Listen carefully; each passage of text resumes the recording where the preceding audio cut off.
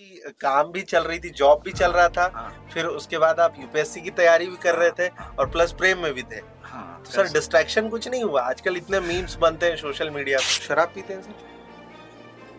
बहुत रेयर। अच्छा, तो शौकिया तौर पर या क्या सोच करके उसको कंज्यूम करते हैं? वैसे तो वो काफी हानिकारक है। ठीक है, बहुत दिन हो गया था बात किया तुमसे।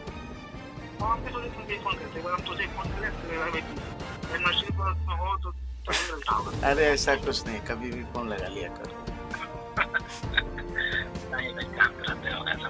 नहीं, फिर भी तुम लोग के लिए तो फ्री है। इस समस्या को ऐसे समझते हैं कि ये और कितना गहरा है, कितना बड़ा है। पटना से मैंने कोई ट्रेन ली, मुझे सहरसा जाना है। आप क्या, बाढ़ आया हुआ है, क्या करूँगा, कैसे होगा? नहीं, अब तो उस समय की बात उस कर रहे समय तो अगर बाढ़ आ गया है तो शायद आप नहीं आ पाए। तो वहाँ 10th में ऑलमोस्ट उस समय जिसको 90% आता था उसी का एडमिशन हैं। आपका कितना था?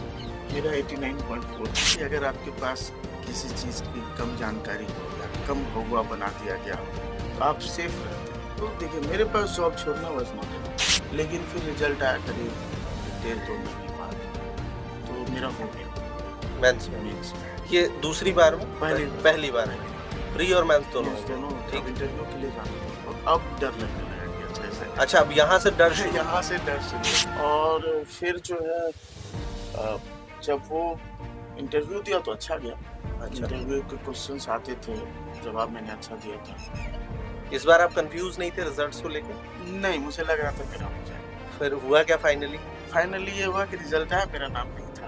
अरे, तो फिर लगा कि अच्छा ठीक है, कहीं रह आप गया। सरप्राइज नहीं हुए? हाँ सर, उस समय सरप्राइज हुआ, लगा कि अब क्यों चूक गया, इस बार तो सब सही जा रहा है। लखनऊ, बड़ौदा, हैदराबाद, बहुत सारे जगहों पर मिला के वो ट्रेनिंग पूरी होती है।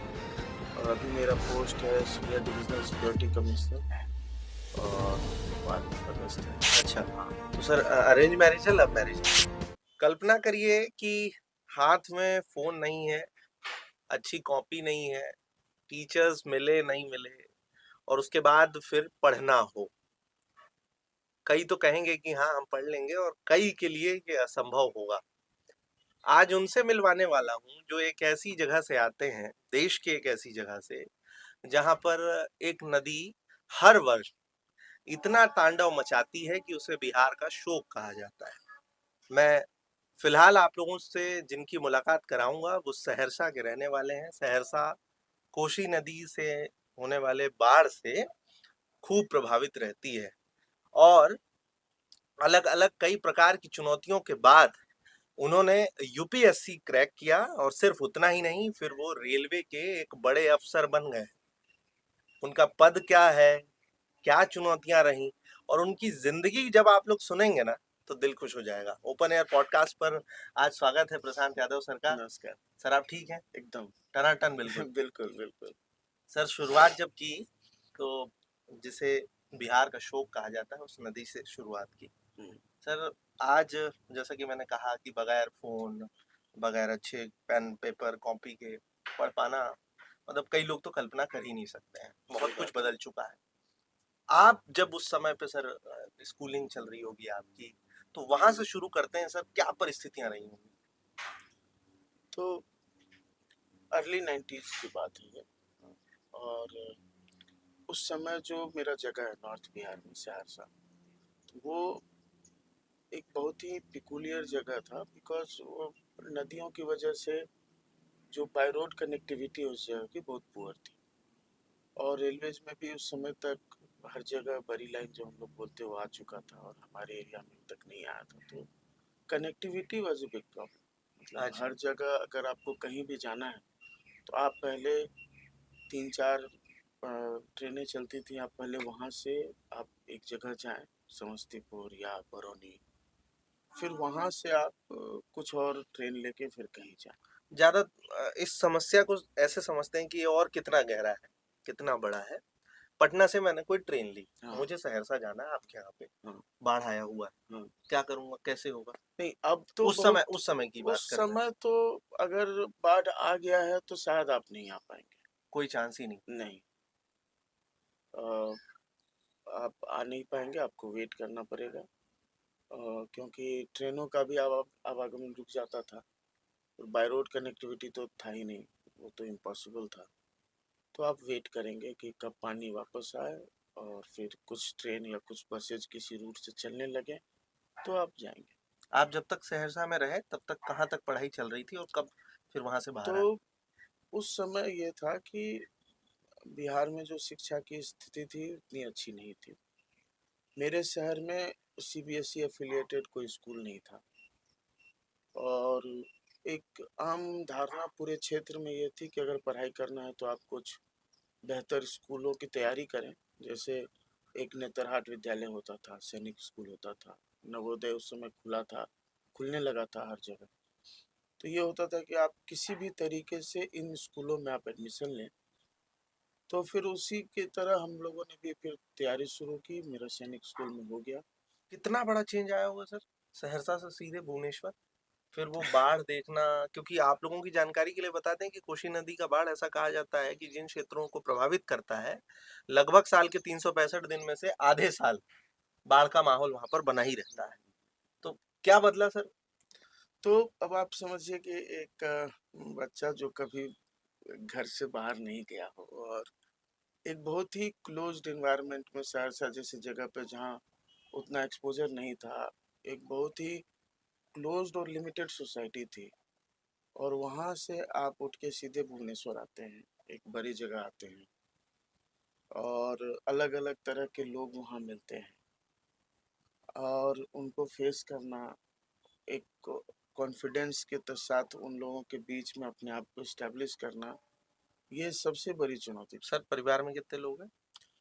मेरे मम्मी पापा दादी और तो हम लोग 3 भाई हैं, 1 बहन है, वाइफ, 1 बेटा है।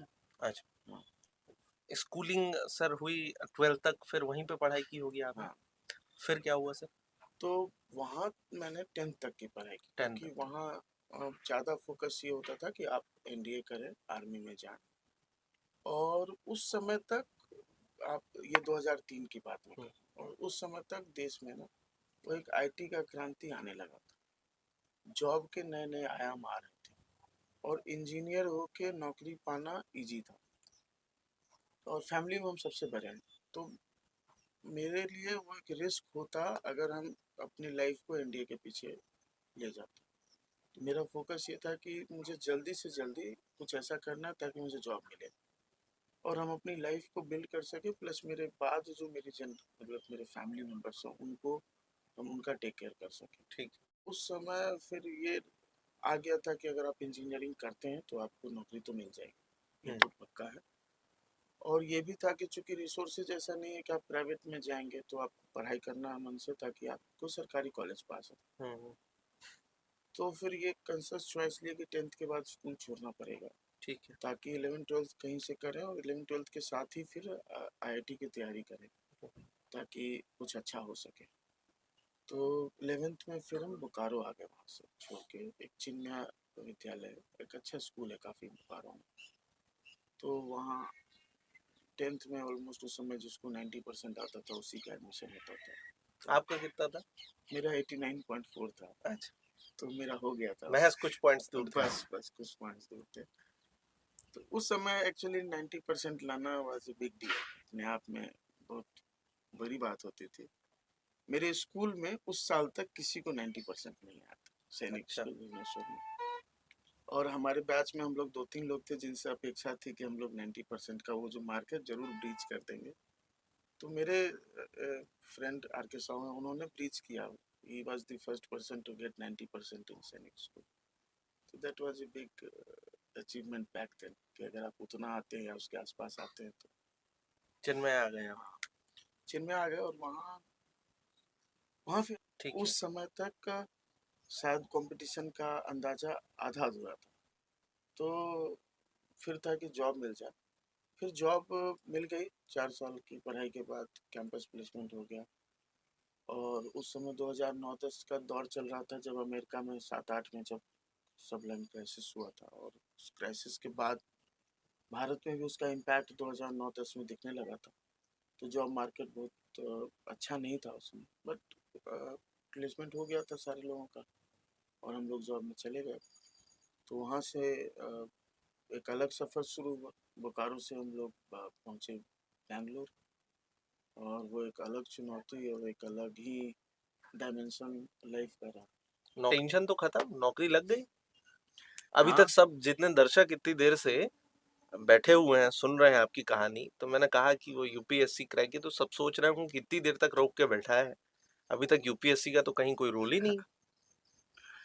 तो यहाँ से फिर शुरू होता है कि अभी तक ये था कि बस जॉब पाना है ज़िंदगी में, और किसी भी तरीके से मेरे फैमिली के लिए चीज़ों को बेहतर करना है। अब जब जॉब में आया तो समझ में आया कि ये क्या कर रहे हैं, और देयर वाज़ अ डिस्कनेक्ट कि हम जो कर रहे हैं उसमें हम अपने देश, समाज, अपने लिए क्या कर रहे हैं। Very sense of some kind of वहां पे अचीवमेंट ये जागा कि भैया सिर्फ नौकरी ही सब कुछ नहीं है, नहीं है। हाँ, इसके अलावा समाज भी है, और लाइफ भी है। पर्पस क्या है फिर आपके लाइफ कर का? क्या अगर रहे हैं? हम यही काम 10 साल करते रहें, 20 साल करते रहें, व्हाट आफ्टर 20 इयर्स? हुआ क्या प्रशांत सर तो की लाइफ में? फिर और कहीं न कहीं एक डिस्कनेक्ट था कि ये जॉब में मज़ा तो नहीं आ रहा है, कुछ और करते हैं, कुछ और तो वो करते हैं। मोड़ कब आया?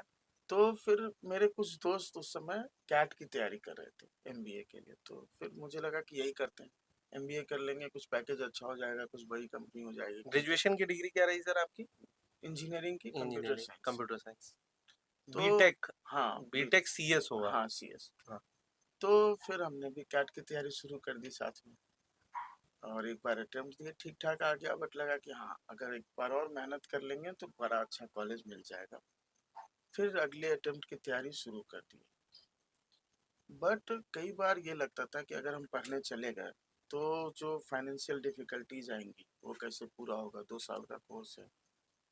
फिर मेरे छोटे भाई का इंजीनियरिंग की तैयारी का समय आ गया था, और बहन भी उस समय बाहर तैयारी कर रही थी, बैंक और बाकी सारे एग्जाम्स की। तो कहीं ना कहीं ये लग रहा था कि अच्छा, हम 2 साल के लिए अगर आउट ऑफ जॉब चले गए तो ये पूरा इकोसिस्टम कैसे सस्टेन होगा, मेरा खर्चा कैसे चलेगा, लोगों के लिए कुछ करने का मौका मिलेगा, और नौकरी भी नहीं छोड़ना पड़ेगा। तो वो सोच के साथ फिर हमने कैट छोड़ के और सिविल सर्विसेज की तरफ ध्यान दिया। That was 2012। उस समय प्रशांत सर के मन में ये नहीं आ रहा था कि लोग इसके लिए दिल्ली जाते हैं साहब, उसको लंबा चौड़ा समय देते हैं, 3-6 घंटे सोते हैं, बाकी पूरा टाइम इसमें देते हैं, सब भूल जाते हैं, शक्ल और सूरत कैसी हो जाती है वो फिल्मों में हमने खूब देखा है एस्पायरेंट्स की। तो फिर आप कैसे नौकरी के साथ ये मैनेज करते? तो कहते हैं ना कि अगर आपके पास किसी चीज की कम जानकारी हो या कम हुआ बना दिया गया हो तो आप सेफ रहते हैं। तो देखिए, मेरे पास जॉब छोड़ना वाज नॉट एन ऑप्शन, तो करना तो जॉब के साथ ही है। तैयारी शुरू कर दी सर आपने? तो 2012 से मैंने तैयारी शुरू कर दी। 2012 जुलाई अगस्त का समय था, ठीक है, यही समय। यही समय था। हाँ। हाँ, बारिश का समय था। और फिर पहला अटेम्प्ट कब दिया सर? पहला अटेम्प्ट 2013 में दिया मैंने। ठीक है। 2013 में पहला प्रीलिम्स दिया। तो ये रहा कि फिर तैयारी शुरू कैसे करें, तो सिलेबस निकाले, हम्म। और ऑफिस में इंटरनेट की सुविधा थी अच्छी, हाँ हाँ। तो उसका लाभ उठाए, हम्म। न्यूज़पेपर पढ़ना शुरू किए। और बस एक हैबिट मेरी अच्छी थी, आई थिंक, जो हमको लगता है कि काम दिया, जो लोगों को समझना चाहिए, कि न्यूज़पेपर पढ़ना और बुक्स पढ़ना जरूरी है। बहुत ज़रूरी है। और आज के समय में जब लोग ये भूलते जा रहे हैं, तो मेरे हिसाब से ये एक हैबिट है जो खत्म हो रही है। सर अखबार और किताब पढ़ना आपके लिए संजीवनी साबित होता चला गया। उसके बाद फिर? उसके बाद फिर वो हमने फिर सिलेबस निकाला। ज़्यादा जानकारी थी नहीं, तो सिलेबस के अकॉर्डिंग मार्केट गए, खोजे बुक्स, बुक्स लिए, बैठे पढ़ना शुरू किए। तो तो जॉब रूटीन क्या रहती होगी सर तो उन दिन? रूटीन ये होता था मेरा, सुबह करीब 8-9 बजे उठते थे, 8 से 9 के बीच में कभी भी। 10 बजे तक ऑफिस जाते थे, शाम में 6 या 7 बज जाता था आते आते। आने के बाद एक आध घंटे रिलैक्स किए, बैठे। 9 बजे से पढ़ाई शुरू करते थे, और रात के 12-1-2 बजे तक पढ़ाई करते थे। फिर सोते फिर थे? सोते थे, और वो चालू रहता था। और सैटरडे संडे पूरा पढ़ाई करते थे। पूरा पहले साल का सर जो पढ़ाई थी हाँ, वो लगातार चलती रही? हाँ। और चलने के बाद फिर आपने पहले बार जब पहली एग्जाम बार दिया? प्रीलिम्स दिया तो लगा कि शायद हो जाएगा, और लेकिन फिर डर भी था कि नहीं होगा। तो फिर अपने जॉब में लग गए। और सबसे पेपर बड़ा दे करके जॉब में लग गए। और फिर ये सबसे बड़ी चुनौती थी कि क्या लें, ऑप्शनल पेपर क्या लें। हमारे समय में एक ऑप्शनल पेपर हो गया था, तो ऑप्शनल पेपर में फिर लगा कि कौन सा इजी होगा। कुछ लोगों से बात किया, कुछ समझ में नहीं आया, और लास्ट डेट आ गया था फॉर्म भरने का। जब फॉर्म भर तो पब्लिक एडमिनिस्ट्रेशन भर दिया था, भर दिया। रिजल्ट आया और हो गया। तो लगा कि हाँ, मतलब सही जा रहे हैं, फिर और मेहनत करना पड़ेगा। रिजल्ट पहली बार में बगैर किसी कोचिंग के, हाँ खुद की स्टडी से हाँ, एग्जाम निकल गया। एग्जाम निकल गया। तो ले आपको ऐसा नहीं लगा सर कि ये क्या हुआ, या आप पहले से जानते थे कि हाँ हो नहीं, जाएगा? एग्जाम देने के बाद आपको लगता है कि आप शायद कर सकते हैं, एक मतलब वो फील आता है। हाँ, वो तो आप भी नंबर मिलान करते हैं क्या? हाँ, नंबर मिलान करते हैं अच्छा। तो अच्छा लगता है। हाँ, 220 आ रहा है, फिर हाँ आप नेट पे देखते हैं कट ऑफ क्या होगा हाँ। अप्रोक्सीमेटली। तो उस साल कट ऑफ शायद 207 था, ऐसे कुछ था, एग्जैक्ट याद नहीं है। तो 207 था, हाँ 220-25 आ रहा है, हो जाना चाहिए। मतलब प्री निकाल लिया आपने? हाँ, प्री निकाल प्री लिया। निकल गया। फिर मेंस की तैयारी में लगे, 2 महीना बचा हुआ था, जॉब भी था, दिन के 5-6 घंटे और 4-5 घंटे और वीकेंड, तो जितना कर पा रहे थे कर रहे थे। फिर मेंस आ गया, हाँ आ गया। फिर क्या हुआ फिर सर? मेंस दिया तो लगा कि पता नहीं होगा या नहीं होगा, क्योंकि पब में कुछ पढ़ा नहीं था, क्वेश्चन सर के ऊपर से गया था, जो भी समझ में आया था लिख दिए थे, बहुत क्लियर नहीं था। मेंस देने के बाद थोड़ा डिसोरिएंटेशन हुआ था हाँ हाँ हाँ। कि क्या करें क्या करें। लेकिन फिर रिजल्ट आया करीब 1-1.5-2 महीने बाद, तो मेरा हो गया था मेंस में? मेंस में। ये दूसरी बार में? पहली बार पहली बार में पहली बार प्री और मेंस दोनों हो मेंस गए? दोनों हो गया। अब ठीक है। इंटरव्यू के लिए जाना था, और अब डर लगने लगा कि अच्छा ऐसा अच्छा, कैसे। अब यहाँ से डर शुरू यहाँ हुआ। से डर शुरू हो गया, इससे पहले तो डर उतना नहीं था। बट इंटरव्यू देने गए, और कोई इंटरव्यू जब हम देने गए दिल्ली, वो मेरा फर्स्ट टाइम था जब हम दिल्ली गए थे। कभी नहीं गए थे उससे उससे पहले? पहले दिल्ली कभी नहीं कैसा गया सर इंटरव्यू? गए। और इंटरव्यू, देखिए, मेरा जो अप्रोच था इंटरव्यू का, वो अभी तक कोई कोचिंग नहीं था, कुछ नहीं था, ज़्यादा जानकारी नहीं था, और ज़्यादा दोस्त भी नहीं थे जो यूपीएससी की तैयारी कर रहे थे, तो वैसा कोई अनुभव नहीं था। तो जैसा आईटी सेक्टर में इंटरव्यू आप देते हैं, आप समझते हैं चीज़ों को, तो यहाँ भी हम मेरा अप्रोच वही था। मतलब बहुत ज़्यादा फॉर्मल नहीं था। हाँ, पढ़ाई मैंने किया हुआ था, तो जो सवाल पूछते थे उसकी जानकारी थी, बट मुझे लगता है कि शायद उनको मेरा अप्रोच कैजुअल लगा होगा, तो मुझे बहुत कम नंबर आए थे इंटरव्यू।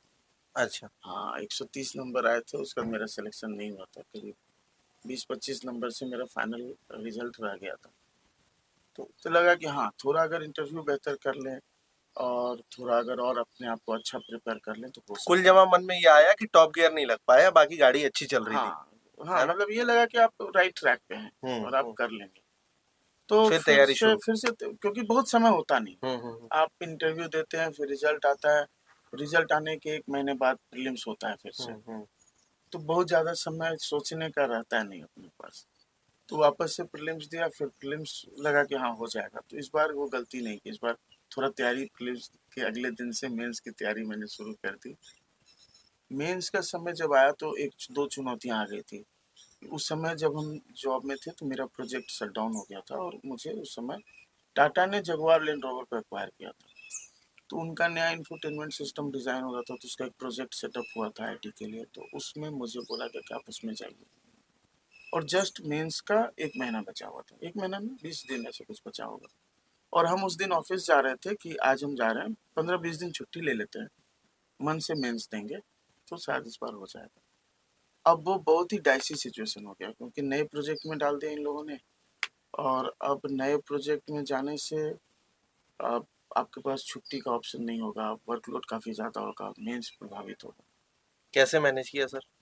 तो फिर लगा कि रिज़ाइन कर देते हैं, अच्छा। एक बार मन से देते हैं मेंस, ताकि कोई मलाल ना रहे। कल को फिर हम जॉब तो वापस से मिल जाएगा, लेकिन ये ना लगे कि कुछ और कर लेते तो हो जाता टाइप से। ऐसी स्थिति बन गई थी क्या, करो या मरो?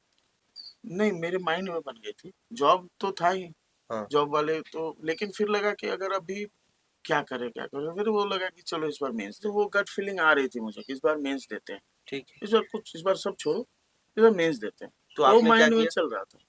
तो मैं जाके एचआर से बात की कि मुझे आज ना आप रिलीव कर दो, आज रिजाइन दे रहे हैं, आप अच्छा, आज निकाल दो नौकरी छोड़ दिया? नौकरी। हाँ, तो मैंने राइटिंग में दे दिया एचआर को, हाथों हाथ। अगले दिन बोले कि कल आ जाओ, कार्ड वार्ड जमा कर दो। नेक्स्ट डे का कार्ड वार्ड जमा कर दिए पूरी और ताकत से फिर पढ़ाई पे लग हाँ, गए। पूरी ताकत से पढ़ाई पे लग गए। और उस बीच में फिर डेंगू भी हो गया 4-5 दिन उसमें उस भी। बीच में ही हाँ, नौकरी नौकरी छोड़ते से? छोड़ने के बाद ही, जस्ट अच्छा। बाद में। लेकिन ठीक है, दिसंबर में मेंस था, तैयारी अच्छी थी और जब एग्ज़ाम दे के आते थे सारे पेपर के बाद, तो लगता था कि हाँ, जो जैसा आप करते आए हैं अभी तक। हाँ, जो पढ़ा हुआ आ रहा है, ऐसा लग रहा था कि हाँ, क्वेश्चंस आ रहे हैं, मुझे आता है वो। मतलब पहले से और जानते थे मेंस निकल रहा है? मतलब जब एक-एक पेपर देते जा रहे थे, वो कॉन्फिडेंस आ रहा मिलाते जा था। रहे हाँ, थे, हाँ। फिर क्या हुआ सर? पबैट की तैयारी उतनी अच्छी नहीं थी, तो पबैट का पेपर सो गया था। ठीक है, वो तो मन से किया था, बट फिर भी जो बेस्ट पॉसिबल तो मेंस का रिजल्ट आया? फिर मेंस का रिजल्ट आया, फिर हो गया। हो बट गया वो एक्सपेक्टेड था कि और हो रहा है। इसीलिए उस बीच में मैं बहुत जॉब के लिए मतलब हाँ, परेशान नहीं होते परेशान रहे। नहीं थे हम। अच्छा। हमको लगा कि हाँ ठीक है, मतलब इस बार देख लेते हैं। फिर इंटरव्यू का फिर समय आया इंटरव्यू होगा, का तो टर्न आया, तो पिछली बार इस की तरह डरे?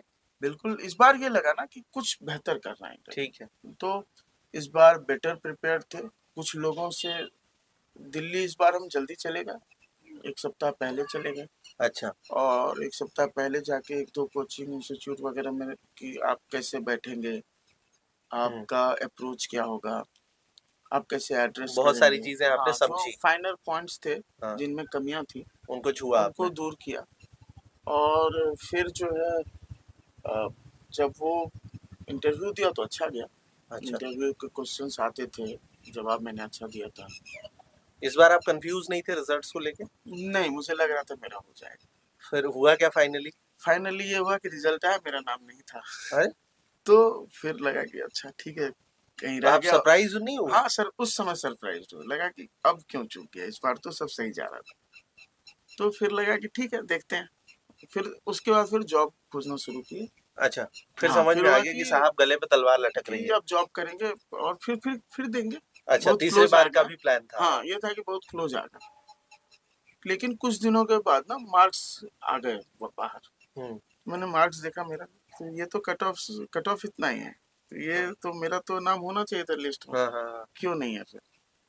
तो मुझे उसके बाद एक लेटर आया कि आपका जो है ओबीसी सर्टिफिकेट में कुछ इश्यूज है और आप उसको करेक्ट करके और डीओपीटी को दीजिए, तब आपका कैंडिडेचर कंसीडर किया जाए।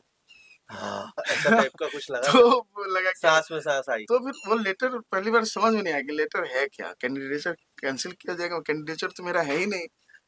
तो मेरे जो मामा जी थे, जिनके बारे में बताया कि जिनके घर पर रहे, तो वो एसएससी से सेक्शन ऑफिसर थे मिनिस्ट्री में। हाँ हाँ।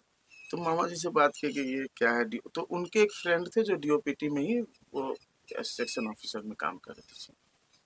तो वो बताए कि अरे आपका लिस्ट में नाम होगा, आप रोल नंबर अच्छे से चेक नहीं किए होंगे, कुछ नीचे रिजल्ट होते हैं जो विथहेल्ड हो जाता है, आप अपना सर्टिफिकेट ला के दीजिए, वो बाद में एक और लिस्ट निकलेगी, उसमें आपका हो जाएगा। तो लगा ऐसा कि किया आपने फिर? हाँ, फिर हम घर गए। मेरे सर्टिफिकेट को ब्लॉक डेवलपमेंट ऑफिसर के ऑफिस गए, दिखाए, और फिर 15-20 दिन लगा उसमें। फिर वो लाके फिर यहाँ सबमिट किए, फिर वो रिजल्ट आ गया कुछ दिनों बाद।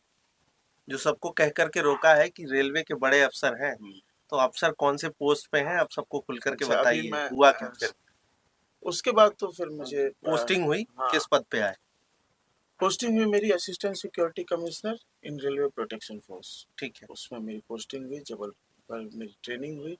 ट्रेनिंग काफ़ी बृहत होता है, करीब 1.5 साल की ट्रेनिंग होती है। फिर लखनऊ, बड़ौदा, हैदराबाद, बहुत सारे जगहों पर मिला के वो ट्रेनिंग पूरी होती है। और अभी मेरा पोस्ट है सीनियर डिविजनल सिक्योरिटी कमिश्नर और भोपाल में पदस्थ है। भोपाल में पदस्थ है, आप लोगों ने सब सुना। तो सर, रेलवे में जब आप आए और आरपीएफ में हैं आप, सर चेन पुलिंग एक बड़ा विषय है। सबके मन में ये सवाल आता है कि जब कोई चेन पुल करता है, तो आप लोग आइडेंटिफाई कैसे करते हैं कि उसी ने किया? उस पर्टिकुलर इंसान को तो कैसे पकड़ा इसमें जाता है? 2 बात होती है। एक तो जब चेन पुल करता है, तो वो कोच आइडेंटिफाइड हो जाता है कि किस कोच से हुआ है। अब कोच में भी सर ठीक 70-72 है। सीटें हैं। कोच में भी आपको देखेंगे कि एक-एक जो होता है कंपार्टमेंट्स। डिब्बे होता है, हाँ। कंपार्टमेंट्स, उसमें वो लगे होते हैं, तो वो भी आइडेंटिफाई हो जाता है कि अच्छा। कौन-सा। तो मैक्सिमम टाइम यात्री बता देते हैं कि एक लड़का रेड कलर टी शर्ट में, ब्लू कलर टी शर्ट में अभी उतरा है, चेन खींच के। अच्छा, ये ये पकड़ने का एक तरीका है। ये लोग बता देते हैं इन जनरल। अच्छा सर। और दूसरा होता है कि हमारे लोग तुरंत वहां पहुंचते हैं, और जो उतरा है, जितने हाँ लोग, सपोज कीजिए 4 लोग उतरे चेन हाँ, खींच के, चारों को रोक के उनसे चारों पूछताछ करते हैं। सस्पिशियस हैं। हाँ, कि भाई किसने किया, तो हाँ चारों में जो नहीं किया रहता है वो बता देता है कि भाई इसने किया, हम तो इसको देख के उतर गए साथ में। सर, आप जबलपुर में भी काम किए, हाँ पोस्टेड थे वहां पे। कटनी के आसपास सर चोरी के मामलों को लेकर के लोग लगातार चर्चाएं करते रहते हैं। रैंडम, देर रात लूटपाट और इस टाइप की बातें। कभी इस तरीके के मामले आपके सामने आए, और अगर आए तो सॉल्व कैसे किया आप लोगों ने? काफी मामले आए उस समय, और 2-3 हम लोगों का ब्लैक तो स्पॉट ये होता कोई था। गिरोह चल रहा है सर वहां पे, अभी भी है एक्टिव क्या? कुछ गिरोह होते हैं फिलहाल जो आपके पास जो अपडेट? लगातार सक्रिय रहते हैं, और ये इन लोगों का काम होता है कि ये आए 5-7 दिन एक जगह पे वारदात के, फिर वो चले जाते हैं। एक साइक्लिक मूवमेंट होता है, जरूरी नहीं कि वो एक ही जगह पे उसी समय रिपीट करें, बट जब इस तरह के गिरोह पकड़े जाते हैं तो काफी दिनों तक वहां पे शांति भी हो जाती है।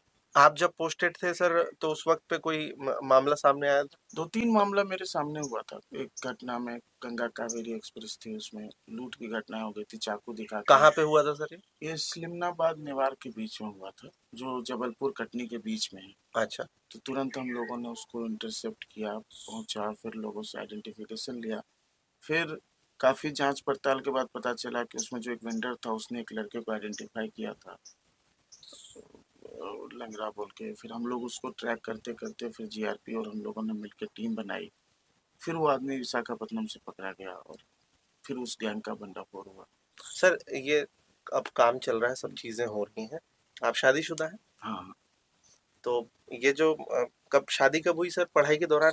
नहीं, पढ़ाई शादी तो मेरी 2017 में, हम जॉब लोग के बाद? जॉब के बाद हम लोग की अच्छा। थी। हाँ, तो सर अरेंज मैरिज है, love marriage? Love marriage. Love marriage. हाँ, तो ये कब हुआ सर? बैंगलोर में जब हम जॉब कर रहे थे, शुरू किए थे 2012 में। तो जो हमारी मैडम है वो उस समय वो पढ़ने आई थी, अच्छा। और कहाँ की रहने वाली हैं वो? मेरी होम टाउन की अच्छा, हैं। आपके होम टाउन की और हैं। पुराना तो परिचय ये स्कूल पारिवारिक वाला प्यार है सर? में, पारिवारिक परिचय था। अच्छा, पारिवारिक परिचय तो था। वहाँ ये पढ़ने आई थी, तो उसी समय बैंगलोर फिर में? हाँ, हम हाँ। लोग मिलते जुलते थे। तो और सर काम मतलब ऐसे ये कह लें कि काम भी चल रही थी, जॉब भी चल हाँ रहा था, हाँ फिर उसके बाद आप यूपीएससी की तैयारी भी कर रहे हाँ थे, हाँ और प्लस प्रेम में भी थे। हाँ, तो कह सर सकते डिस्ट्रैक्शन कुछ नहीं हुआ? आजकल इतने मीम्स बनते हैं सोशल मीडिया पे, इधर हैं। उधर कई नहीं, बातें चलती हैं। डिस्ट्रैक्शन क्या, अगर आप राइट कॉज के लिए फोकस्ड हैं और सब लोग अगर आपके कॉज में साथ हैं, तो कोई डिस्ट्रैक्शन तो नहीं है। तो आपके साथ या उनके साथ भी ऐसा होता था कि वो बहुत फोन कॉल्स कर रही हैं या बात करना चाह रही हैं, आप बात नहीं कर पा रहे हैं, नहीं, या आप कहीं ना समय कहीं कैसे देते थे सर आप? समय निकल जाता है। आई थिंक जब आप किसी चीज को मन से किसी चीज के लिए प्रयत्न करना चाहते हैं, तो समय तो कभी बाधा नहीं होता है। अच्छा सर, प्रेम के नाम पे पिछले कुछ वर्षों में खूब धोखाधड़ी देखी जा रही है। आप इतनी तैयारी कर रहे थे, बहुत सारी चीजें हैं, आज आपने उनके साथ शादी की, सब चीजें अब आगे चल रही हैं। आपके हिसाब से प्रेम क्या है सर? देखिए, हम लोग का तो मतलब जनरेशनल गैप, अब आप कह लीजिए। हम लोगों के समय में तो अगर आपको प्रेम होता था और आप हम्म, महीनों बाद भी मिल रहे हो, तो आपको वही फील होता था। वो उतना ये जो आजकल high impact but low feeling वाला जो है, वो वैसा नहीं था। एक स्थिरता, एक गहराई रहती थी कि हाँ, अगर स्थिरता प्रेम है गहराई तो। ऐसी माने कि जैसे छुट्टियों में घर गए हैं, उसको एक बार देख लिया तो अब हाँ, 6 महीने चल जाएगा 6 काम महीने उन चल यादों जाएगा से। काम, बस। बस, बिल्कुल, बिल्कुल। ज़रूरी नहीं है, और उतना कम्युनिकेशन का साधन भी नहीं था। ये जो फ्री मोबाइल आया है, ये सब तो 2015-16 के बाद से आया। तो आप रिचार्ज कराओ, खर्चा था काफ़ी, तो बातचीत करने का जो ज़रिया था वो इतना, व्हाट्सएप वगैरह भी नहीं था, फेसबुक वगैरह जस्ट शुरू ही हो रहा था वो भी। तो नेट भी उस समय बहुत महँगा था, तो ऐसा नहीं था कि आप नेट पे ही लगे हुए हो।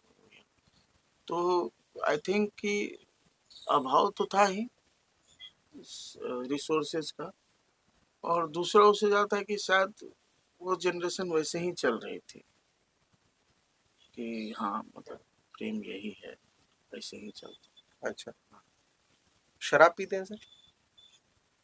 बहुत रेयर, अच्छा, बहुत रेयर। तो शौकिया तौर पर या क्या सोच करके उसको कंज्यूम करते हैं? वैसे तो वो कभी हानिकारक है। बिल्कुल हानिकारक है, और हम तो कभी किसी को सजेस्ट नहीं करेंगे, आप सजेस्ट नहीं करते? बिल्कुल भी नहीं।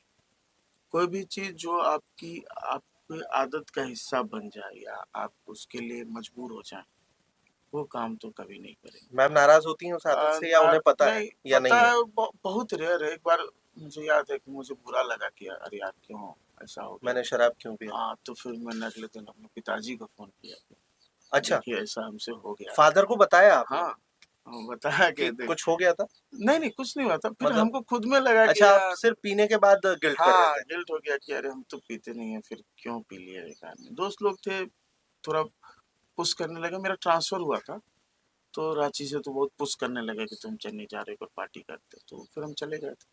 तो फिर हम नेक्स्ट डे अपने पिताजी फोन के हम सोचे कि हम बोले हम आपको बस बता रहे हैं, आपको जो बोलना आप बोल सकते हैं। तो उनका था कि अच्छा ठीक है बता दिया, तुम देख लो, तुमको पता ही है सही गलत क्या है। अच्छा, हाँ तो फादर ने भी हाँ आपको आपके ऊपर बात रख दी कि हाँ तो आप तय करिए।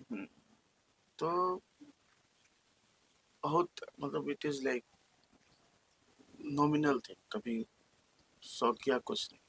इंटरव्यू जो है वो अब अपने अंतिम समय में है, तो एक सवाल जो मेरा सबसे ज़रूरी होता है कि सर अभी फ़िलहाल आप जहाँ पर आकर के जिस कुर्सी पे बैठे हैं, उस कुर्सी पर बैठे रहने के लिए, उस सफलता को बरकरार रखने के लिए हर रोज़ कुछ चुनौतियों से लड़ना होता है। हाँ वहाँ तक पहुँचने के लिए भी बहुत ज़्यादा समय देना पड़ता है, तैयारियाँ कैसे की, क्या की, सब कुछ आपने अभी सबको बताया। इस दौरान कुछ ऐसे दोस्त जो सबसे अज़ीज़ होते हैं, वो कहीं न कहीं उनसे बात कम हो जाती है, जैसे-जैसे एज बढ़ती जाती है, जैसे-जैसे हम काम ड्यूटी में व्यस्त होते जाते हैं, उनसे दूरियाँ बनते जाती हैं, लेकिन उनकी यादें हमेशा साथ रहती हैं। तो आपके भी दोस्त शिकायत करते हैं कि अरे यार प्रशांत यार तेरा आ, एक इनकमिंग कॉल नहीं है मेरे फ़ोन पे, और ख़ास तौर पे तब जब आप अफ़सर बन गए हो। नहीं, अब शिकायत तो बहुत कम लोग करते हैं। मोस्टली मेरा प्रयास होता है कि हम लोगों से कुछ कनेक्ट कर लें। फ़ोन लगाते हैं आप? फोन लगाते हैं, पक्का लगाते हैं? पक्का लगाते हैं। तो फिर लगाइए किसी को आज फ़ोन, देखते हैं, उनको भी अच्छा लगेगा। तो ये देखिए हमेशा की तरह फिर से एक बार मैंने ये डेयर दे दिया है। इतनी देर तक आप लोग रुके इसके लिए बहुत शुक्रिया, और ख़ास तौर पे शुक्रिया इसलिए भी क्योंकि रील्स और शॉर्ट्स के ज़माने में 30 सेकंड, 15 सेकंड, 1 मिनट 30 सेकंड में ही ज़्यादा से ज़्यादा लोग देखते हैं, उतनी देर तक ही रुक पाते हैं। तो फ़ोन जो है वो प्रशांत सर लगा मैं रहे हैं, अपने रूममेट को लगा रहा हूँ, और ये कॉलेज कब? के रूममेट को, अच्छा, और स्कूल के किसी फ्रेंड को लगाते हैं। अच्छा ठीक है। अभी कहाँ चलिए, पे हैं वो जिनको लगा रहे हैं? मेरा दोस्त ये बैंगलोर में है, अच्छा, और आईटी सेक्टर में, और काफी दिनों बाद बात हो रही है इससे। क्या बात है। रिंग हो गया, देखते हैं। मुझे लगता है कि हमारा जो ये डेयर वाला कॉन्सेप्ट है, हाँ गौतम, सुनिए, लाउड अरे स्पीकर कर लीजिए। कैसे हो भाई? हेलो, हाँ भाई बोलो। कहाँ हो अभी? बैंगलोर में बताओ। सब ठीक है, और बताओ। हाँ, सब बढ़िया। तुम बताओ, सुनाओ कहाँ हो अभी? अभी भोपाल में। ट्रांसफर हो गया? हाँ हाँ हाँ हाँ, ट्रांसफर हो गया था। पहले तो वहाँ पे ना, झारखंड में। हाँ, रांची में थे, फिर वहाँ से कुछ दिन के लिए चेन्नई आ गए थे, अब भोपाल में है 1 साल से। भोपाल से लगे ना एक। हाँ हाँ हमको लगा 6 महीना हुआ है। नहीं नहीं, 1 साल हो गया अब। हाँ, और सब ठीक चल रहा है? पटना आना होता है? पटना तो गया था भाई, हो गया 3 4 महीना पहले गया था। जनवरी जनवरी में गया था। अच्छा, आओ घूमने भोपाल, जरूर आने भाई। तुम रोम भोपाल में प्रकाश दोनों पोस्टिंग आ है जाओ। कहीं और? क्या? भोपाल में पोस्टिंग है कहीं और? प्रॉपर भोपाल में ही पोस्टिंग है। भोपाल में बढ़िया। आ जाएंगे भाई, बढ़िया आ जाएंगे, हम लेंगे कब। ठीक है, बहुत दिन हो गया था बात किया तुमसे। हम भी सोचे तुमको फोन करते, एक बार हम सोचे फोन करें तो एनिवर्सरी पर में हो तो तभी मिलता होगा। अरे ऐसा कुछ नहीं, कभी भी फोन लगा लिया कर। नहीं भाई, काम तो रहता होगा, ऐसा बात तो नहीं होगा। नहीं नहीं, फिर भी तुम लोग के लिए तो फ्री है। ठीक है भाई, चलो फिर अपना ख्याल रखो, अच्छा लगा बात करके, कॉल करते रहना, ठीक है? ठीक ठीक चलो बाय। कैसा लगा सर? काफी अच्छा लगा, हम भी काफी दिनों से सोच रहे थे, बट कभी इनको भी अच्छा लगा होगा। हाँ और हमारा ये ओपन एयर पॉडकास्ट स्टूडियो कैसा लगा सर? काफी अच्छा, ये कंसेप्ट अच्छा है। आप एक नेचुरल एनवायरनमेंट में बैठते हैं, कुछ मतलब इसमें कुछ बनावटी नहीं है।